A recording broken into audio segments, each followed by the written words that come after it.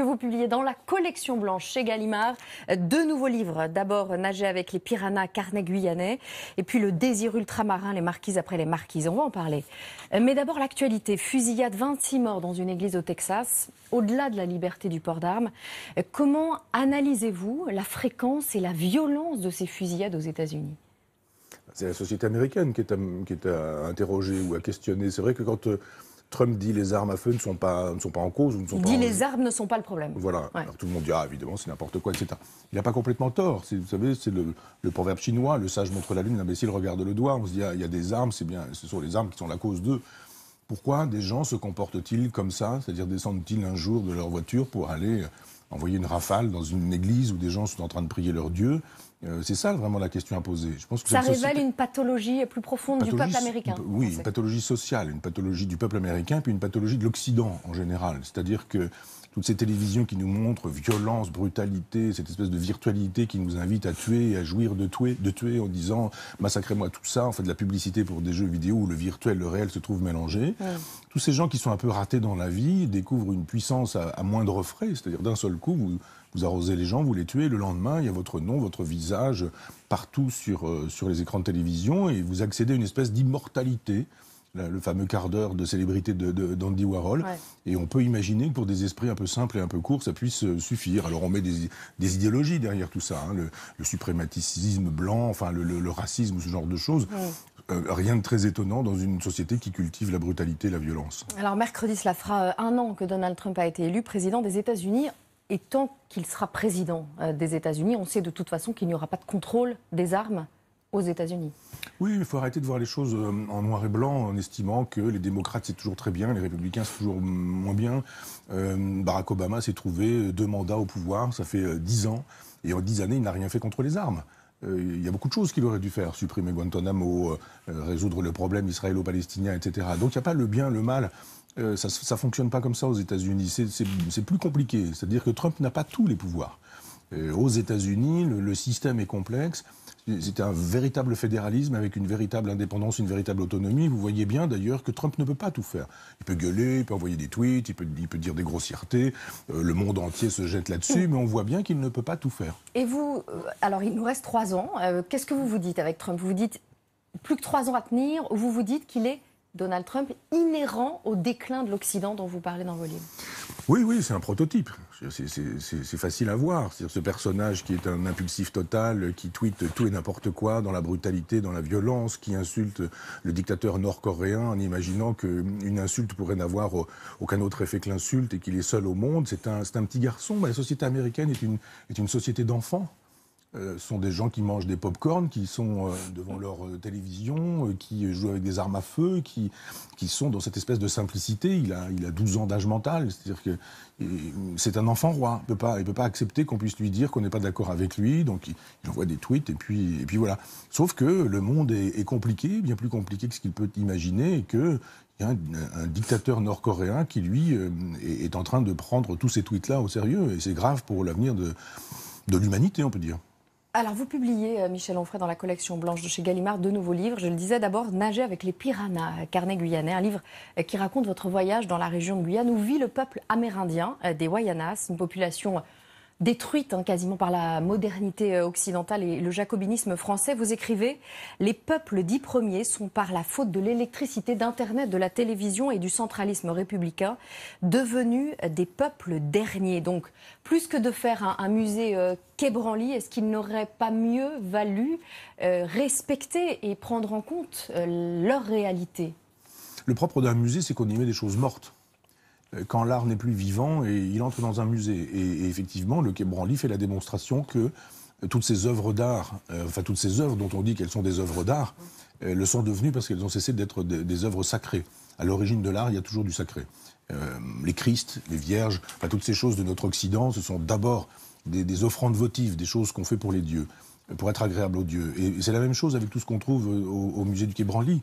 C'est-à-dire que ce sont des instruments pour parvenir au sacré. Les masques, les objets, etc. etc. Donc ces peuples ont été détruits sous prétexte que la République française, jacobine, qui estime qu'il faut, depuis la Révolution française, exporter ses valeurs, pense qu'au milieu de l'Amazonie, il faut apprendre nos ancêtres des Gaulois, ce genre de choses. Et de fait, on prend un avion, puis on prend un bateau, puis on descend en pirogue, et puis on arrive dans un village, et on a l'impression d'être vraiment au bout du monde, on est au plein milieu de l'Amazonie, puis d'un seul coup, son téléphone portable vibre dans sa poche. Parce qu'il y a du réseau, parce qu'il y a de l'électricité, du moins des groupes électrogènes, et puis parce que la télévision est en train de leur vomir des images de l'Occident, du monde tout entier, et qu'on voit ces enfants avec leur étui pénien, enfin, quasi nus, qui sont en train de regarder les images de l'Occident. Il y a une espèce de coupure, de schizophrénie, évidemment, dans l'âme de ces enfants. Et il y a un taux de suicide très important chez les enfants, hein, vous le dites. Est-ce que vous pensez que, justement, ils sont parfaitement informés du monde qui les entoure, que cette envie de lui ressembler à ce monde-là les mène à leur perte, finalement? Oui, parce qu'ils ont... Évidemment, ils ont envie de quitter leur village, ils ont envie d'aller à la ville, d'aller à Cayenne, puis éventuellement, si ça se passe très bien pour eux, de quitter la Guyane pour arriver en France et faire des études. Enfin, c'est plutôt rare. Sauf que Cayenne, c'est la violence, c'est la brutalité, c'est la drogue, c'est le sexe, c'est la prostitution, c'est l'argent facile, justement, avec la drogue et la prostitution. Et que cette violence-là s'en empare immédiatement. Et que la plupart du temps, ils sont détruits, ces enfants-là. Moi, j'ai nagé, justement, avec des piranhas, avec ces enfants, dans le Maroni, le fleuve, et il y avait un petit garçon qui voulait être pilote de ligne. Et je me disais, mais il ne sera jamais, évidemment, pilote de ligne. Qu'est-ce que ça veut dire, vivre dans ce village, et en même temps, désirer être pilote de ligne? Donc, immanquablement, il y aura de la frustration chez cet enfant. Et donc, il y a de l'alcoolisme. C'est assez terrible à voir. En Guyane, je ne sais pas si vous avez vu les mêmes choses qu'Emmanuel Macron, mais il y était, lui, il y a 2 semaines, et c'est là qu'il a expliqué aux Guyanais qu'ils n'étaient pas des enfants et que lui n'était pas le Père Noël. Vous croyez plus au Père Noël qu'à Emmanuel Macron, non? Je ne voudrais pas l'accabler tout le temps, mais je veux dire que il y a une continuité républicaine, c'est-à-dire que les Guyanais ont fait des demandes à une époque de François Hollande, et François Hollande avait dit qu'effectivement, il voterait des crédits, qu'il y aurait de l'argent pour la Guyane, qui en a bien besoin. Et donc, quand le président Macron arrive, il est tenu par les engagements du président précédent. Ça me paraît... dit d'ailleurs qu'il répondra. Oui, mais c'est ça, être le Père Noël. Parce qu'on sait très bien que dans des pays comme ceux-là, on ne peut que subventionner ces gens, puisque finalement, il n'y a pas de travail, il n'y a pas de métier. Vous avez d'un côté la possibilité d'envoyer des satellites, et tout ça fait de Kourou un endroit formidable, et puis de l'autre côté, des enfants qui crèvent la faim et qui se prostituent pour pouvoir vivre. C'est une société terriblement inégalitaire. Il n'y a pas de travail, il n'y a pas de métier, il n'y a pas de proposition qui soit faite de ce côté-là. Et de fait, les gens sont dans la demande de ça. D'une certaine manière, la France métropolitaine a des obligations sur ce terrain-là. On ne peut pas arriver en disant vous vous infligez les valeurs de la République et vous allez vous comporter comme si vous étiez un bon Parisien. Et puis constater quelque temps plus tard que ça ne marche pas en disant faites des efforts.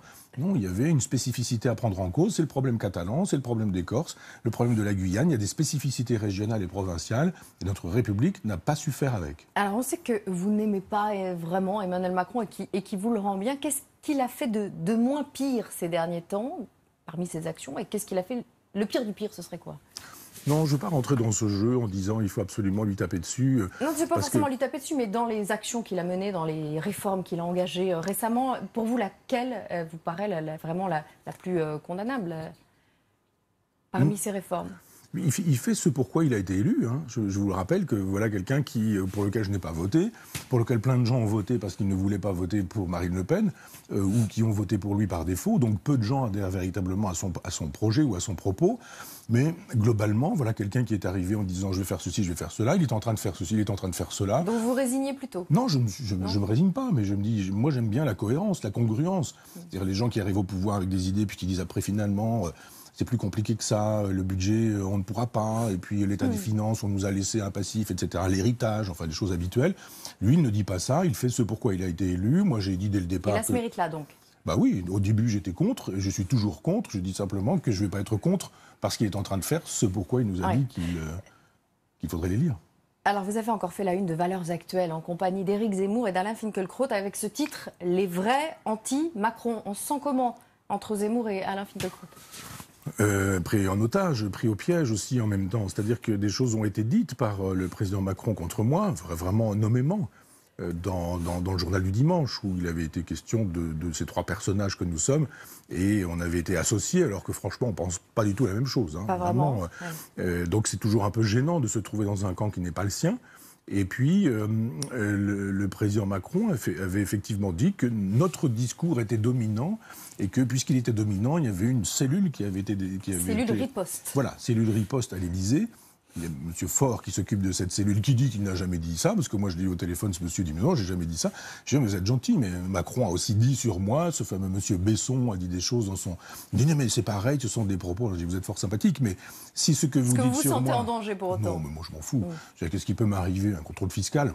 J'en ai vraiment rien à foutre. Alors donc qu'il fasse des contrôles fiscaux, moi je suis un homme libre, on peut pas me virer, je suis pas payé par l'État, je n'ai pas un poste planqué au CNRS, il n'y a pas quelqu'un qui me finance, j'ai pas des comptes aux îles Caïmans, voilà, on ne peut pas m'attaquer sur ce terrain-là. Alors, il y a dans la presse, effectivement, ce genre de choses. Je suis un philosophe du passé, j'ai publié des choses ça fait très longtemps que j'ai publié des choses intéressantes, etc. C'est normal, il est dans la polémique et je ne vais pas en vouloir à Emmanuel Macron d'être dans la polémique alors que je le suis moi aussi à son endroit, c'est la règle du jeu. Et vous publiez, Michel, un deuxième livre dans la collection Blanche, Le désir ultramarin, les marquises après les marquises. C'est une impression, vous avez des envies de voyage en ce moment? Non, c'est parce qu'on a l'impression que ces deux textes-là arrivent d'un seul coup et qu'il n'y a que ça, mais je fais ça depuis très longtemps. J'ai fait un petit livre sur l'Inde qui s'appelait Les bûchers de Bénarès, j'ai fait un petit livre sur l'Égypte, j'ai fait un livre sur le pôle Nord. Je fais des récits de voyage depuis très longtemps parce que j'ai beaucoup aimé Triste Tropique et je pense qu'il faut aujourd'hui aller dans des endroits du monde qui sont des lieux où on peut mieux penser encore notre Occident. Et là, vous revenez sur le trajet de Victor Ségalen, écrivain breton, dépressif, opiomane, élevé dans les traditions d'une religion catholique qu'il ne cessait de rejeter. Il s'est rendu à Ivaoa, une des îles marquises, sur les traces de Paul Gauguin. Et c'est là qu'il a trouvé un apaisement du corps et de l'esprit. Gauguin, comme Ségalen, accède, dites-vous, à une autre forme d'être au monde, plus vraie, amorale, harmonieuse. Vous avez prévu de vous installer là-bas bientôt? Ça faisait partie des projets que j'avais quand j'y suis allé. Il y avait évidemment le projet, j'aime beaucoup Ségalen depuis très longtemps. Les Immémoriaux notamment, qui est un très grand livre pour moi. Et j'ai relu les Immémoriaux sur place en me disant c'est le lieu ou jamais. Et je crois effectivement que ce sont des lieux très anti-vikings. Moi je suis viking depuis 1000 ans. Mes ancêtres arrivent de là-bas. Et il y a un moment donné où dans la vie, on se dit peut-être que c'est ce que j'appelle le recours aux forêts. On peut partir en se disant j'en ai marre de la télé, de la radio, de la presse, du bruit médiatique que je fais, des traces que je laisse derrière moi, et puis une espèce d'envie de dire je pars quelque part un jour. Et ce quelque part un jour, j'ai voulu voir si ça pouvait être Ivaoa ou une des îles du Pacifique. Et alors, dans ce livre, donc vous parlez, je le disais, d'une autre forme d'être au monde, plus vraie, amorale, harmonieuse. En fait, vous revenez sur les mœurs sexuelles de la Polynésie qui plaisaient tant à Gauguin. Et on le rappelle, le peintre avait fait d'une jeune fille de 13 ans sa muse et sa compagne, ce qui n'était pas d'ailleurs évoqué dans le film Gauguin, faire l'amour avec des mineurs. Est-ce que c'est ça le régime libidinal libertaire dont vous parlez, ou finalement le vrai terme, n'est-ce pas la pédophilie? Alors, je défends évidemment pas ça. Je défends simplement la contextualisation. Il faut éviter l'anachronisme en disant nous allons juger une société traditionnelle du XVIe, XVIIe, XVIIIe siècle, par exemple, avec nos catégories d'aujourd'hui. Regardez un certain nombre de 68 arts qui ont fait l'éloge de la pédophilie, qui aujourd'hui sont en train de faire la critique de la pédophilie. Vous voyez que sur 50 ans, ça a déjà changé. Donc on peut accepter que d'une civilisation à l'autre, le judéo-christianisme, jusqu'aux civilisations traditionnelles de Polynésie, les critères ne sont pas les mêmes. Nous, on a inventé une catégorie qui est celle d'adolescents. On a même une catégorie qui est adolescent aujourd'hui. Ça va très loin. C'est-à-dire, souvenez-vous, ce film Tanguy, vous avez des adolescents... L'adolescence qui dure jusqu'à 35 ans. 35 ans. Donc, ces adultes en trottinette, enfin, ce genre de choses. Donc, une espèce de période intermédiaire où vous êtes un adulte, mais vous avez le droit d'être un enfant encore très longtemps. Vous faites des tatouages malabar, vous faites, etc. Dans les sociétés traditionnelles, cette catégorie d'adolescents n'existe pas. Vous avez les enfants et vous avez les adultes. Et vous avez un moment très précisément qui vous permet de dire, voilà, vous êtes devenu un adulte. Et il y a un rite initiatique, par exemple chez les garçons, dans certaines peuplades africaines. Là, en Polynésie, une jeune fille devient une femme quand elle a ses règles. C'est tout. Et elle est perçue comme une femme à partir du moment où elle a ses règles, soit 12 ou 13 ans. Une femme peut avoir des enfants, elle est une femme et on peut avoir une sexualité. Vous savez qu'aujourd'hui, c'est un sujet brûlant. Est-ce que le libertaire hédoniste que vous êtes, que pense-t-il du mouvement Balance ton port et des affaires qu'on voit fleurir, Polanski, Weinstein, Tariq Ramadan et bien d'autres? Moi, je trouve ça très bien parce que bon, il y a toujours des mouvements de balancier un peu excessifs. Il y a eu effectivement un droit de cuissage depuis très longtemps. Il existe encore aujourd'hui. Il est bon qu'on le dénonce, mais il est intéressant aussi que la dénonciation soit suivie par un rapport à la justice. C'est-à-dire Twitter n'est pas le lieu où la justice s'exécute. Donc on peut dénoncer pourvu qu'on aille à la police, porter plainte, instruire un dossier, pour qu'on ne soit pas seulement dans la calomnie, mais qu'on soit aussi dans l'instruction de dossier. Merci beaucoup Michel Onfrère. J'appelle la publication de vos 2 livres donc, chez Gallimard et puis vous publiez aussi chez Autrement Tocqueville et les Apaches, donc ça fait 9 ou 10 livres en 2017. Oui, facile. Merci beaucoup. La suite de